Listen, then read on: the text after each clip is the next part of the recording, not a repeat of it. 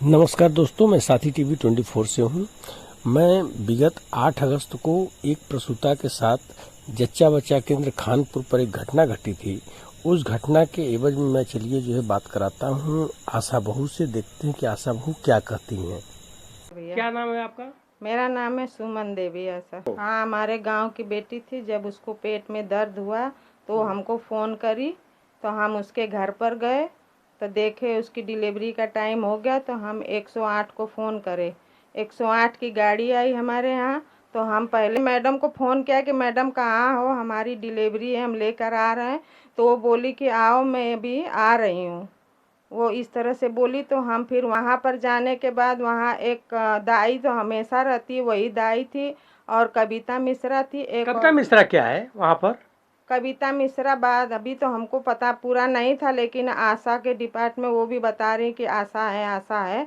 लेकिन वो हमेशा जब भी जाओ तो वो ग्लव्स व्लव्स लगा कर डिलीवरी के लिए तैयार हो जाती थी। अच्छा, मतलब कि हमेशा कविता कराती थी। मिश्रा जो है इस आपके खानपुर मिडवाइफ सेंटर पर हाँ कविता मिश्रा नाम की महिला जो है परमानेंट उपलब्ध मिलती थी। हाँ, उपलब्ध जब भी हम जाते थे तो उपलब्ध मिलती थी और डिलीवरी भी कराती थी वो। अच्छा, वही हाँ डिलीवरी कराती थी। हाँ। और उसके साथ कौन था?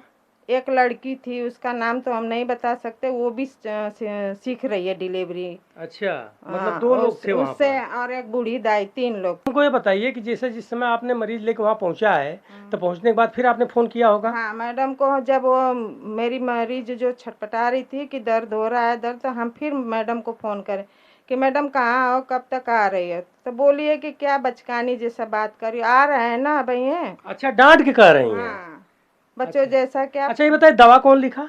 दवा भी कविता मिश्रा ने ही लिख के दवा मंगाई। उसके बाद क्या हुआ? तो फिर उसके बाद वो रिपोर्ट देखी है। देखने के बाद वो बोली है दाई इनको एक आधी दवा दे दो।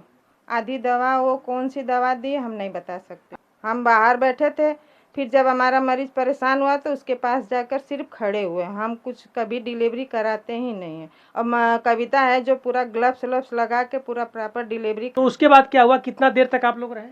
फिर हम आधी घंटा के बाद मैडम आ भी गई। मैडम आ गई तो कविता मिश्रा बोली कि आवा मैडम देखो। तो गई अंदर। फिर वो भी अपने जितना करना चाहिए उसने उन्होंने भी अपना प्रयास किया आधी घंटा तक। अच्छा, आधा घंटा तो कोई भी मेहनत की। हाँ। तो फिर उसके बाद बोली कि ये डिलीवरी नहीं होगी, लेकर जाओ आगे। फिर हम बोले कि चलो लेकर के। तो उनकर भैया थे, बोले कि हमको कपिल चौरा जाना है। तो कपिल चौरा के लिए हम 108 पे फ़ोन करें।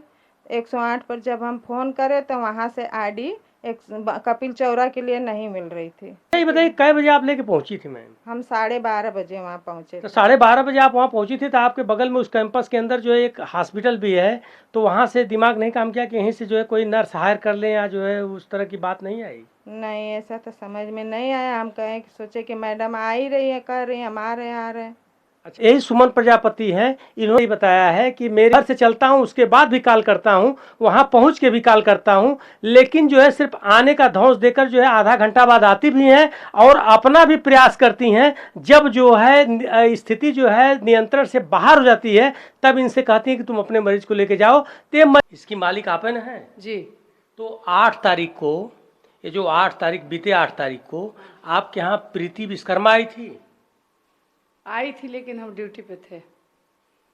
ड्यूटी पर आप थी? जी। तो उस समय क्या हुआ प्रीति विश्वकर्मा के साथ? अब हम तो थे नहीं, हम आए तो उसको तुरंत रेफर कर दिए।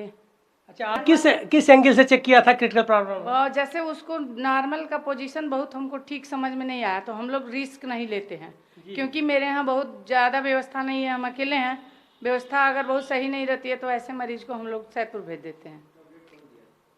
आशा का काम है सिर्फ डिलीवरी लेके आना, हम लोग अपना अपने हिसाब से डिलीवरी करवाते हैं। तो उसको इंजेक्शन कैसे लग गया यहाँ पर?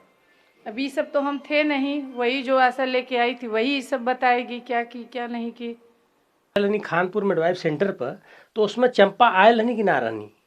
उस समय तो नहीं थी, बाद में आए थे। बाद में ही नहीं? तो का कहीं आपके साथ का ट्रीटमेंट कहीं? हाँ, आई तो पूछी कि इंजेक्शन लगाई हो, तब कविता मिश्रा बोली हाँ इंजेक्शन तो लगाई हूँ। तो गलत इंजेक्शन लगाई थी मुझे वो हमको देख के फिर गले में एक कपड़े से ही रस्सी बनाई। बना के मेरे गले में लपेट के बोली प्रेशर करने को हाथ से दोनों ऐसे मोड़ के पैर और प्रेशर डालने को बोली कि बच्चा बाहर आ जाएगा। अच्छा, चंपा बोले जो जरूरत नहीं चंपा और को पहचानती है ना? हाँ अच्छा। पहचानती हूँ चंपा को। तो उस समय चंपा थी और कौन था वहाँ पर?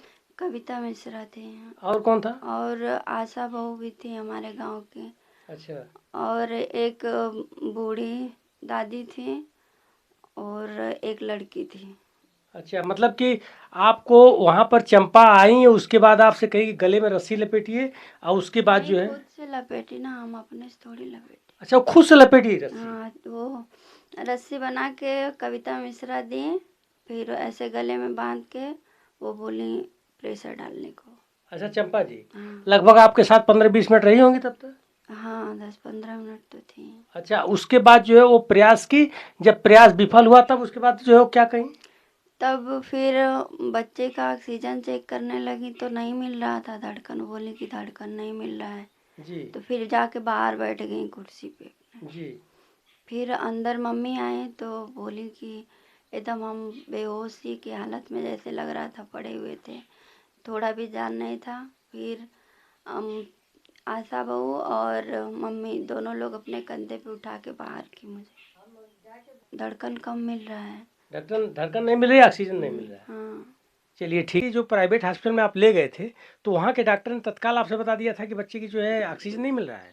जी, वहाँ पहुँचे हम लोग। इसके बाद जो है वो उन्होंने जो भी अपना चेक वेक करने के बाद बताया कि बच्चे की सांस नहीं मिल रही है और ऑपरेशन करके निकालना पड़ेगा।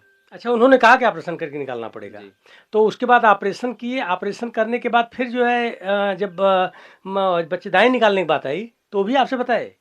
जी हाँ, बच्चेदानी जब निकालने की बात आई तो वो पूछे थे कि ऐसा है कि चलिए आप देखिए पहले, जी देख लीजिए जी, कि आपको क्या कहे? स्थिति है। हाँ, अच्छा, उसके बाद जो है हम बोले कि हम ये सब नहीं देख पाएँगे। जी फिर उसके बाद जीजा से बात किए जी और उन्होंने भी कहा कि अगर जान पे बात आ गई है, जी। जब बात जान की है तो पहले जान बचाइए। ठीक है, धन्यवाद। देखिए वही बेटी है जो कि आपके साथ जो है कहीं न कहीं से यहाँ पर जो है अन्याय हुआ है। सिर्फ आप लोगों से एक उम्मीद है, मेरा यह वीडियो बनाने का फिर से मोटिव यही है कि इस बेटी को न्याय दिलाइए आप लोग। जय हिंद।